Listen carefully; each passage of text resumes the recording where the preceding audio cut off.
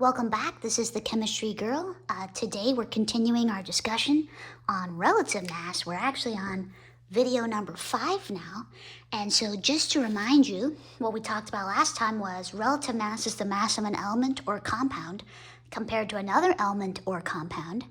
And the only stipulation that has to be true or that is a requirement to calculate relative mass is that the element or compounds compared must have the same number of particles.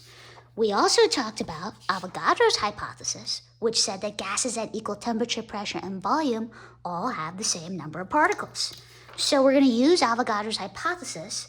We have gases here, hydrogen gas and oxygen gas.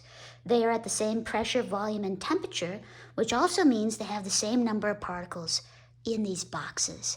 And so right now, we're going to calculate the relative mass of oxygen compared to hydrogen. And we're going to calculate it, and we're going to put it here. Okay?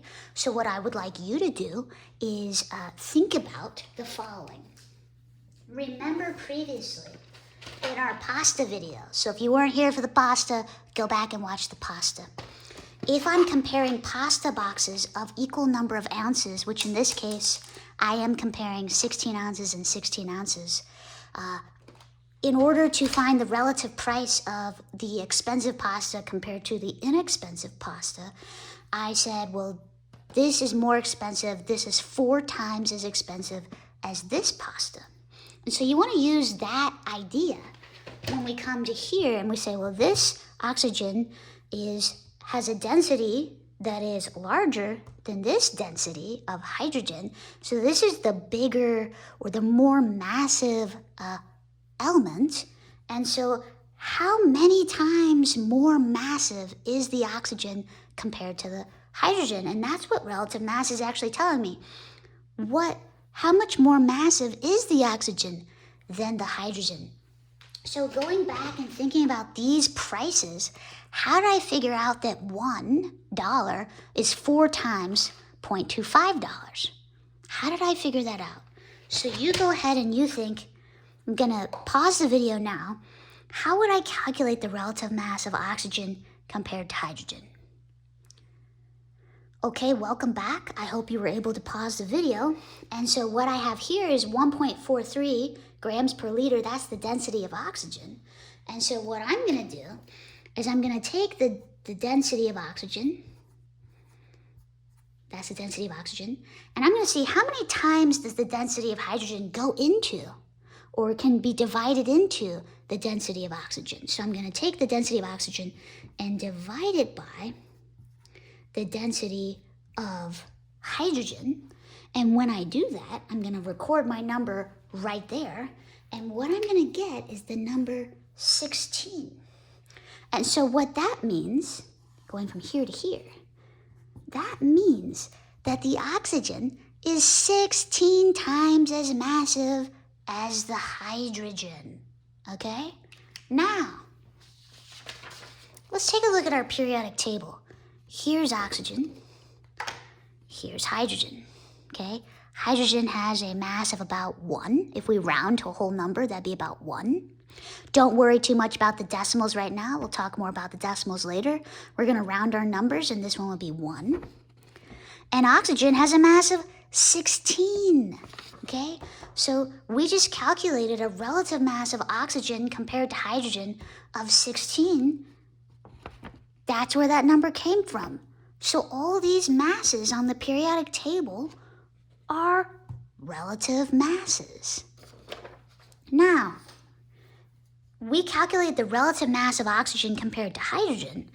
So over here, I need to calculate the relative mass of hydrogen compared to oxygen. Oh, that's actually wrong. We're not going to compare it to oxygen.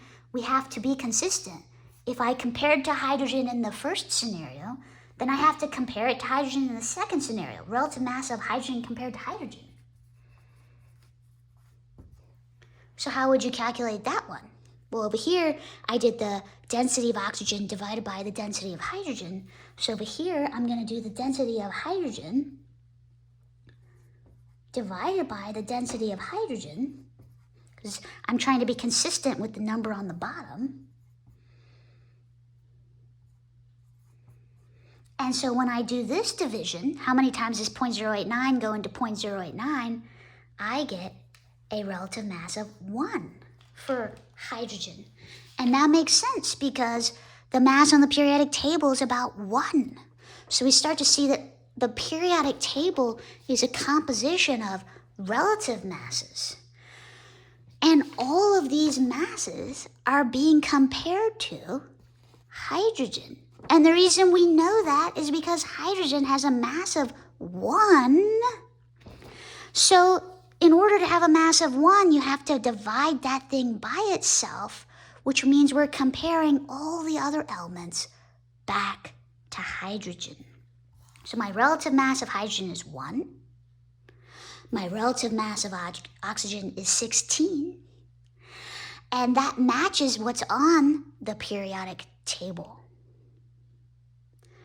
So now we've used Avogadro's hypothesis to help us compare the relative masses of different types of gases. Watch the next video to see how we do this with elements that are not gases. Hi, this YouTube channel is called The Chemistry Girl, and my name is Miss Dunphy. I used to be a chemistry teacher for the past 9 years at a local high school. I recently changed careers, and now I work at a nuclear power plant as a nuclear chemist technician. However, I still love teaching and learning, and I'm creating my own tutoring business called The Chemistry Girl. And so if these videos have helped you and you're looking for a physics or chemistry tutor at the either high school or at the college level, please get in contact with me. There's 2 different ways you could do that. Number 1, you could either click on my YouTube profile link, and that brings you to my website where you can get in contact with me that way.